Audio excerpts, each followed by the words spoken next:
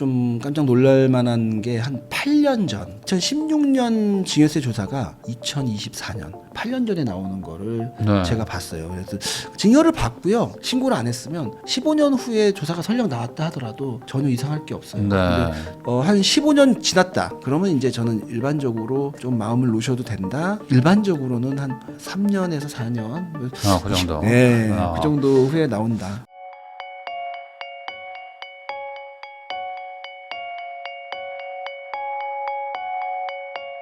염지훈 세무사님하고 이야기 나누고 있습니다. 이번에는 세무조사 얘기를 좀 안 해볼 수가 없을 것 같은데 네. 보통 이렇게 막 증여하고 뭐 아니면 뭐 이렇게 저가 양수도로 뭐 주고 하는 것들을 하시려고 해도 항상 뭔가 이거 했다가 괜히 뭐 이제 긁어부스럼 만드는 거 아니냐 이런 얘기들 많이 하시거든요. 그래서 네. 뭐 증여하는 것도 막 겁내하시는 게 괜히 뭐 이런 거 했다가 뭐 세무조사 당하는 거 아닌가? 이런 분들도 많단 말이죠. 아무래도 부자이신 분들이 이런 거 걱정하시는데 다 뭐 사업도 하시고 막 하시니까 네네. 이 세무조사라는 거가 어떤 기준으로 나오는지도 좀 궁금하거든요. 우선 막 몇 년 전에 산 건데 막 갑자기 세무조사 나오고 막 그러는 경우들도 있잖아요. 이게 뭐 바로 나오지 않고 좀 이렇게 시간이 좀 지나서 나오는 거죠. 기본적으로. 제가 작년에 네. 좀 깜짝 놀랄 만한 게 한 8년 전 2016년에 부동산을 취득했고 여러 가지 이벤트가 있긴 했었는데 2016년 증여세 조사가 2024년 8년 전에 나오는 거를 네. 제가 봤어요. 그래서 근데 그게 제가 이런 얘기를 들으면 그게 말이 되냐? 제가 봤으니까 얘기하죠. 그러니까 네. 일반적이진 않아요. 일반적이진 않고 증여세 조사는 통상 부동산을 취득하고 한 3년쯤 평균 2년에서 3년 후에 나오는 게 일반적이다. 네. 그런데 제가 뭐 8년짜리만 받겠어요? 5년, 6년, 7년 거 다 봤죠. 나와도 법상 문제가 없는 게 제척 기간이라는 게 있는데 증여세의 제척 기간은 일반적으로 10년이다. 네. 그리고 무신고하거나 사기 기타 부정한 행위가 있으면 15년까지 나올 수 있다. 네. 즉 증여를 받고요. 신고를 안 했으면 15년까지 15년 후에 조사가 설령 나왔다 하더라도 전혀 이상할 게 없어요. 네. 근데 조사가 나오는 방법은 자체적으로 분석해서 나오는 경우도 있고 누군가가 제보를 해서 나오는 경우도 있고 뭐 상속 증여세 같은 경우에는 형제끼리 또 제보를 해서 그렇게 네. 나오는 그러니까 저희가 나가고 싶어서 나가는 게 아니라 어쩔 수 없이 나가는 그런 경우도 있습니다. 네. 그래서 한 15년 지났다. 그러면 이제 저는 일반적으로 정말 큰 금액이 아니면 이제 또 제척 기간에 예외도 있기 때문에 아주 큰 금액이 아닌 이상 15년 정도 지나면 좀 마음을 놓으셔도 된다. 일반적으로는 한 3년에서 4년. 그 정도. 네, 그 정도 후에 나온다. 아니 근데 이게 세무조사라는 게 나오면 막 소명하라고 하잖아요. 네네. 근데 이미 뭐 막 4년 전, 막 5년 전 거면 뭐 자료도 없고 뭐 예를 들어 뭐 계좌 내역 기억도 안 나고 뭐 그냥 이름만 있고 내가 왜 보냈지? 뭐 생각도 안 날 수도 있잖아요. 네. 그러니까 이런 것들을 그러면 준비한다는 개념으로 뭐 미리미리 뭐 다 챙겨놔야 되나요? 뭐 언제든 나올 수 있으니까 뭐 어떻게 해야 됩니까 이런 것들을? 요즘에 이제 부동산을 취득하면 또 지자체에 자금 조달 계획서를 또 내야 되고요. 이제 네. 그런 것들을 만들다 보면 부동산 취득 자금에 대한 내용은 스스로 정리가 돼요. 네, 근데 내가 무신고 통장으로 나간 거 네. 특히 들어온 게 문제죠. 증여세 조사를 받으면 부모님이 나한테 예를 들면 몇 천만 원을 보냈어. 네. 근데 내가 왜 들어왔는지가 기억이 안 난다면 네. 어떻게 해야 될까요? 그럼 중요한가요? 증여세 내야 돼요. 네.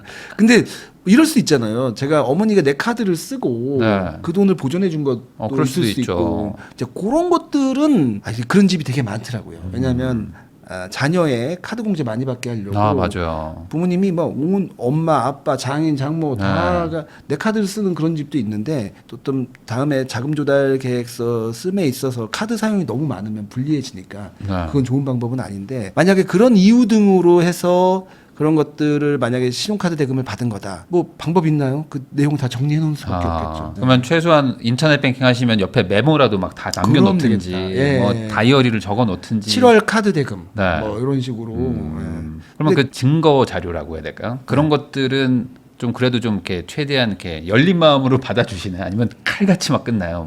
뭐. 근데 그 소비 내용 같은 것들을 네. 좀 입증을 해야 될 것 같아요. 예를 들면 이런 거죠. 카드 대금 728만 5천 이렇게 보냈다면 네. 예를 들면 235만 7천 이렇게 해서 옆에다가 7월 카드 대금 이렇게 엄마 썼다면 카드 모르겠는데 대금. 네. 네. 근데 그렇게 안 하고 2천 1,000 딱 이렇게 떨어지네. 보내면 누가 봐도 납득이 안 가잖아요. 네. 이제 그럴 경우에는 그 백데이터를 다 만들어야 돼요. 근데 아버지가 그냥 끝자리 더 붙여가지고 그러네. 10만 원 맞췄다 뭐 이렇게 보내주는 게 오히려 안 좋은 거네요. 원 단위까지 딱 그게 맞는 깔끔하게. 것 같아요. 그리고 비고란에다가 그 내용 쓰는 게 나을 것 같아요. 네. 불필요한 오해받을 것 같아요. 그러니까 제일 좋은 거는 그냥 부모 자식 간에 돈 거래를 안 하는 게 좋은 거 아닌가요? 이게 그럼 너무 인정머리 없지. 그렇다고 맨날 현금 뽑아서 줄 수는 없으니까. 네. 그러니까 카드도 아까도 제가 말씀드렸는데 부모님이 내 카드를 쓰게 하고 내가 돈 받는 거 이거 진짜 별로 안 좋은 안 것 좋은 같아요. 거예요, 이거는. 카드 공제 조금 더 받으려고. 그러니까요. 다음에 내가 자금 조달 계획서를 넣을 때 소득세 대비 카드가 너무 많아요. 네. 그러면 인정받을 수 있는 소득이 확 확 줄어들어요. 줄어드니까. 네, 그것 때문에 후회하시는 분들 많이 봤어요. 그러면은 그 자금 출처 조사 요것도 보면은 나오는 사람이 있고 뭐 안 나오는 사람이 있고 뭐 젊으면 나온다 뭐 30대 초반이 뭐 강남 사면 나온다 뭐 이런 얘기들도 막 있고 한데 이게 어떤 기준이 있나요? 아니면 뭐 30대 초반이 네. 자금 추출 강남에서 아파트를 사면 나오는 이유가 뭘까요? 이게 자금이 불분명하다. 그렇죠. 네. 그러니까 30대 초반이 돈을 벌면 네. 저도 30대 초반인 적이 있었지만 얼마나 벌겠어요. 그러니까요. 근데 강남에서 집을 사면 네. 그래도 한 20억은 넘을 거 아니에요. 그러니까 지금까지 누적된 소득이 없는데 꾸역꾸역 오를 것 같으니까 강남에 주택을 산 거죠. 근데 이 가정에서 그냥 아예 증여를 받고 산 게 아니라 또 차용증 쓰고 네. 이것저것 예금이 이유 없이 예금이 많고 이제 그러면 이제 자금추출사를 나올 가능성이 높은데 이런 모든 것들을 총망라해서 우리가 소득 지출 분석 시스템 네. 그거는 뭐냐면 소득하고 내가 증여받은 거 그 금액 대비 내가 취득한 부동산의 가액 자동차도 살 수 있고 또 카드 아까 말한 카드 쓰고 네. 이런 거 그게 지출이거든요. 지출 금액보다 소득이 없어. 그러면 불균형 증여 내지는 뭘까요? 소득 누락이겠죠. 그러겠죠. 네. 그것 때문에 조사가 나오죠. 그러니까 진짜 부모님한테 카드 쓰라고 하는 거 이게 안 좋은 거네요. 그렇죠. 아까 지출 쪽에 네, 카드가 그러니까. 있거든요. 지출이 너무 큰데 집을 무슨 돈으로 샀어? 이렇게 바로 뜬다는 거잖아요. 그 저도 경고가. 옛날에 한때 공무원 할 때 네. 카드 공제 좀 더 받으려고 그거 많이 했었어요. 근데 저야 강남에 집을 안 샀으니까 저쪽 변두리에 샀으니까 저 같은 사람은 별로 관심이 없었는데 네. 정말 이제 고액의 부동산을 취득할 때 안 그래도 자금 출처가 모자란데 네. 거기다가 부모님까지 내 카드를 쓴다면 소득지출 분석 시스템에 있어서 문제가 생길 수 있습니다. 그러면 이런 루머도 있는데 그냥 강남 사면 나온다. 이런 얘기들도 있거든요. 그냥 강남만 사면 강남 사면 뭐 전수조사한다. 뭐 이런 얘기들 막 항상 막 뉴스에 막 나오잖아요. 뭐 지금 이제 뭐 투기 세력과의 어떤 막 근절하겠다고 해가지고 뭐 사면 뭐 다 나온다. 이런 근데 얘기들도 나오는데 그건 불가능해요. 그건 안 돼요. 왜냐하면 강남에 세무서가 물론 여러 개 있어요. 강남 네. 세무서, 역삼, 그다음에 삼성 세무서, 서초, 반포, 네. 강남권에 많은 세무서가 있지만 그 많은 사람들을 다 조사할 어떻게 할 수 수가 없죠. 없다. 네. 물론 이제 그리고 강남은 다 금액이 비싸잖아요. 네. 근데 그 비싼 사람 예를 들면 20억 이상은 다 해. 얼마나 많겠어요. 너무 많아서. 너무 많아서 그거는 불가능하고요. 네. 아까 제가 말한 소득 지출 분석 시스템이나 이런 것들을 통해서 나름 국세청에서 합리적으로 그게 부족한 사람들을 뽑아낼 수밖에 없지 네. 다 한다는 건 불가능. 그건 불가능하다. 네. 또 어떤 분들은요 세무조사 뭐 국가에 돈이 없으면 세무조사 엄청 많이 나온다 그러는데 네.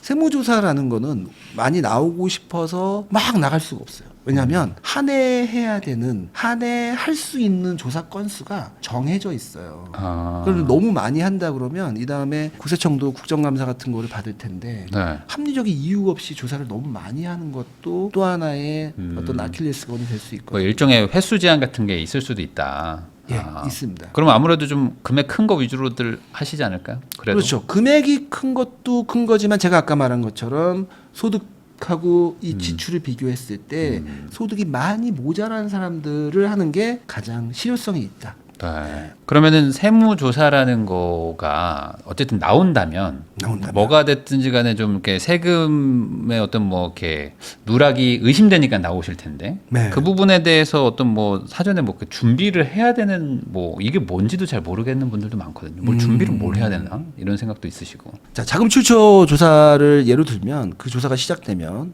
조사 대상자의 조사 대상 연도 예를 들면 네. 3년치다. 3년치의 계좌를 다 지금 오픈을 하거든요. 네. 이제 그걸 보면서 입금된 게 이제 부모, 친척 이렇게 돈 들어온 게 있다 그러면은 이거 아까 말한 것처럼 이거 왜 들어왔어요? 이걸 물어볼 것이고 그러면 이제 소명을 해야죠. 네. 이거 부모님이 카드 쓴 거 이거 제가 대신 받은 거예요. 뭐 이렇게 소명을 하든가 또 찔리는 게 있겠죠. 네. 그런 거는 이제 증여고 이제 그렇게 해서 통장을 오픈을 해서 일정 부분을 발췌를 해서 네. 이 돈이 들어온 이유, 이 돈이 혹시 또 출금도 문제가 있을 수도 있으니까 이 돈이 나간 이유를 소명해라. 이제 이런 모습이 일반적이고, 또 하나는 그것 때문에 나오지는 않았을 거예요. 부동산을 취득하거나 어떤 뭐 주식을 취득하거나 이런 것들이 있어서, 이벤트가 있어서 나왔을 테니까, 부동산을 예로 든다면 부동산 취득가액 예를 들면 20억이다. 이 20억 어떻게 취득했니? 대출 끼고 보증금 꼈으면 그 내역을 소명하라고 요구를 합니다. 그리고 소명을 하는데 제 돈으로 했어요가 아니라 그게 이제 통장에서 보여져야죠. 네. 그리고 그 돈이 내 소득으로 온 건지, 내가 원래부터 갖고 있었던 돈인지, 그리고 그 돈이 원래부터 갖고 있었다 그러면 언제부터 갖고 있었는지, 그것들을 꼬리를 물고 소명을 해야 되는데, 이때 취득세, 네. 공인중개사 비용, 뭐 예를 들면 인테리어 비용, 네. 이런 것들도 혹시 무엇으로 냈는지. 예. 그러니까 자금 조달 계획서를 낼 때는 취득세나 중개사 비용까지는 내지 않아요. 네. 부동산 매매가액만 내요. 세무조사가 시작되면 이런 것들도 다 그 본다는 금액이 거죠. 크죠. 적지 커요. 않으니까. 네. 그래서 취득세 많이들 물어보시는데, 네. 어찌됐든 자금 조달 계획서에는 안 내지만 세무조사가 나오면 그것 또한 본다. 예. 그러면은 그렇게 나올 때 네. 뭐 이제 제일 걱정들 하시는 게, 괜히 집 샀다가 뭐 이제 뭐 아버지도 세무조사 당하고 막 이제 막 연계돼 가지고 막 이렇게 판이 커진다, 뭐 이런 것들 걱정하시는 분들도 좀 많더라고요. 뭐 사업체까지 막 간다, 막 이런 것도 실제로 막 그러나요? 그런 경우가 있어요. 있어요, 또? 있는데, 이제 보통의 경우는 제가 아까 말한 것처럼 자금 조달 근거가 모자라다. 둘 중에 하나라고 그랬죠. 원래부터 갖고 있었던 돈일 수도 있지만 증여가 누락됐거나 네. 자기 소득이 누락됐거나. 네. 그래서 자기 소득이 누락된 소득으로 이 부동산을 취득하신 분들이 꽤 있어요. 이제 그런 분들은 부동산 취득이라는 것을 할 때 좀 조심하셔야 돼요. 누락된 금액이 예를 들면 50억이라고 쳐요. 네. 크게 말하자고요. 50억인데 고작 20억짜리 이 부동산 하나 취득하면서 통장을 딱 열었더니 50억이 있을 수도 있잖아요. 그럴 수 있죠. 이제 그런 경우에는 부동산 20억짜리 하나 사다가 세금을 세금이 20억 넘게 나올 수 있어요. 네. 그리고 이제 말씀하신 것처럼 이제 부모님한테 또 피해가 가면 안 되잖아요. 네. 그래서 보통은 조사 대상자 본인의 통장을 보는 게 일반적이다. 네. 근데 이제 부모님 그 돈이 어디서 왔니? 그러면 이제 근데 부모님으로부터 차라리 증여세 신고를 했으면 괜찮은데, 야, 끝까지 아니라고 그래. 이건 내 돈인데요 하다 보니까 연결고리를 가 보니까 그 계좌가 뭐 예를 들면 아버님 회사 통장에서 나왔다. 네. 그러면 이제 좀 심각한 경우에는 아버님 그 회사 회사에 쪽도. 대한 조사도 충분히 범위 확대가 가능한 사항이 올 수 있습니다. 그리고 한번 인지하게 되면은 뭐 세금을 부과 안 할 수가 없을 거 아닙니까? 뭐 가산세부터 해가지고 뭐 막. 그렇죠. 네. 제가 세무공무원이라도 그럴 것 같고요. 일단 안 봤으면 모르겠는데, 네. 그 연결 계좌를 봤는데 알 수 없는 금액들이 들어왔고 그게 신고되지 않은 소득으로 보인다고 하면 그냥 묻고 가기가 사실 양심의 문제도 있고요. 그러니까요. 네, 그럼 좀 제일 좋은 어렵습니다. 거는 증여인가요? 증여가 가장 확실한가요? 어찌 보면. 맞습니다. 어떤 분들이 제게 저는 진짜 우리 아버지도 조사받으면 안 되고, 네. 저도 사업체를 하고 있는데 저도 조사받으면 안 되니까 정말 자금 추초 조사 아예 안 나오게 좀 도와주세요. 그렇게 말을 해요. 그러면 제가 이제 그동안 번 소득과 이런 것들을 보면서 비는 부분이 있잖아요. 네. 그러니까 내가 예금은 많아. 근데 네. 신고되지 않은 소득을 발판으로 번 게 많아.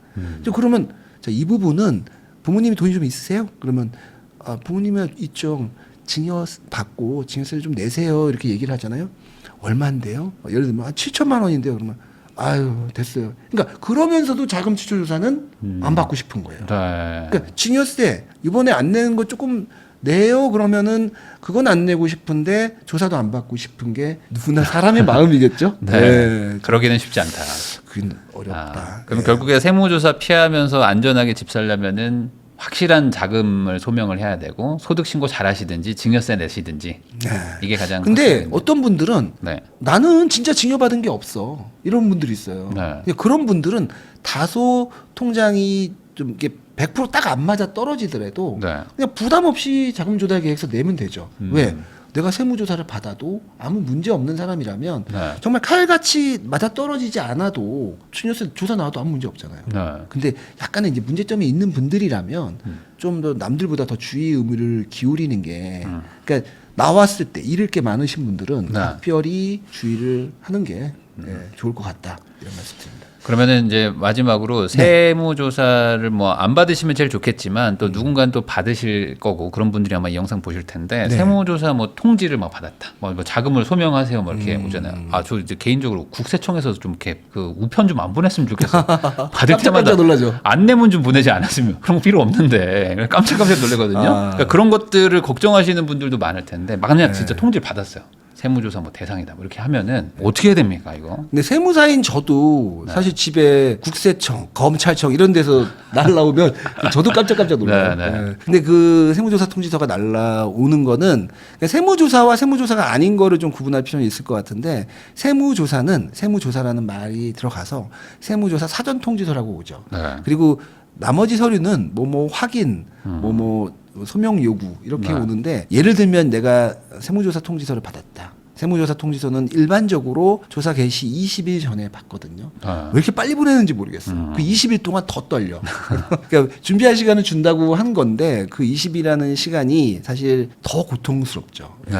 그렇다면 제가 그 세무조사도 많이 해봤고 대응도 많이 해봤는데 제가 이제 가장 그 염려스러운 분들은 어떤 분들이냐면 세무조사 통지서를 받고 저 사람을 찾아다녀요. 그러니까 친구 만나서 술 먹을 때 얘기하죠. 또 세무사 만나고 이 세무사 저 세무사 막 다 돌아다니는 거예요. 그러면 제가 옛날에 현직에서 세무조사 팀장을 할 때도 그랬고 그러면 친구들 뭐 세무사들 한 10명을 얘기하면 그 10명 중에 일부는 이 세무조사 팀장을 아는 사람이 한 명은 있어요. 아, 있을 수 있죠. 그럼 전화를 해. 염 팀장, 이거 세무조사 나왔는데 이건 뭐야? 이렇게 막 물어본단 말이야. 그러면 제 입장에서는 와, 이 사람은 막 여기저기 얘기하고 다니는구나. 그러면 세무조사가 당연히 세무조사는 엄격하게 하지만 더 엄격해질 수밖에 없어요. 아, 그래요? 그래서 이 세무조사가 나오면 다소 좀 당황스럽고 하겠지만 제가 뭐 믿을 만한 사람이라는 건 아니에요. 주변에 내가 신뢰할 수 있는 세무사님하고 솔직하게 이제 현재 상황을 얘기하고 그러면 이제 그 세무사님께서 세금이 이제 이 정도까지 나올 수 있겠다. 이제 그럼 어떻게 대응하자 이런 얘기를 하실 거예요. 그래서 믿을 만한 세무사님의 도움을 받는 게 우리가 뭐 세법을 다 어떻게 알아요? 그러니까요. 그래서 도움을 받고 침착하게 잘 대응하는 게 그게 결국은 세금을 조금이라도 아낄 수 있는 방법이 아닐까. 그럼 아까 그 세무조사 사전 통지서는 그렇게 대응하면 되는데 소명 요구 정도 오는 거는 그런 건 뭐 어떻게 해야 돼요? 뭐 예를 들면 제가 오늘 얘기했던 것 중에 이제 부채 사후 관리. 부채 사후 관리라는 거는 너 부채 갚았어? 갚았으면 무슨 돈으로 갚았어? 즉 문구를 잘 읽어봐야죠. 저는 이제 뭐 하도 그런 거 많이 보니까 보는 순간 이게 뭐고 어떻게 대응해야 되고 이거 별거 아니고 이거 전 알죠. 근데 일반인들은 몰라. 그러면 막 갑자기 전화해. 겁나죠. 전화해요. 그러면 그쪽에서 뭐라고 말해. 그러면 불필요한 얘기를 해. 그러면 그쪽에서 또 세금이 부과될 수도 있고 여러 가지가 있을 수 있죠. 아, 그냥 가능하면 뭐 국세청 쪽에 전화는 안 하는 게 좋겠네요. 잘 모를 때는 직접 부딪히는 것보다 거쳐서 하는 게 좀 더 나은 것 같아요. 알겠습니다. 그러니까 결국에 이제 뭔가를 받았으면은 좀 이제 전문가의 도움을 좀 받아서 괜히 좀 이렇게 막 이래저래 막 이렇게 하다가 또 더 판을 키울 수도 있다. 그런 건 좀 조심을 해야 될 것 같습니다. 지금까지 국세청 아는 형 채널도 운영하고 계시죠. 염지훈 세무사님하고 같이 이야기를 나눠봤는데요. 결국에는 이제 세금이라는 거는 잘 신고도 해야 되고요. 그리고 이제 대비도 잘 해야 되고, 그리고 뭔가 뭐 대응도 잘 해야 되는 게 아닌가 싶습니다. 결국에 아는 만큼 또 아낄 수 있는 게 세금이라는 생각도 또 들고요. 또 지금 이렇게 세금 관리 뭐 아니면 뭐 지금 뭐 증여 이런 것도 고민하시는 분들도 이 영상 보시고 좀 답을 찾으셨으면 하는 마음도 좀 듭니다. 지금까지 시청해주셔서 다시 한번 감사하다는 말씀 전하면서 저도 세무사님하고 인사 나누겠습니다. 오늘 나와주셔서 감사드립니다. 네, 감사합니다.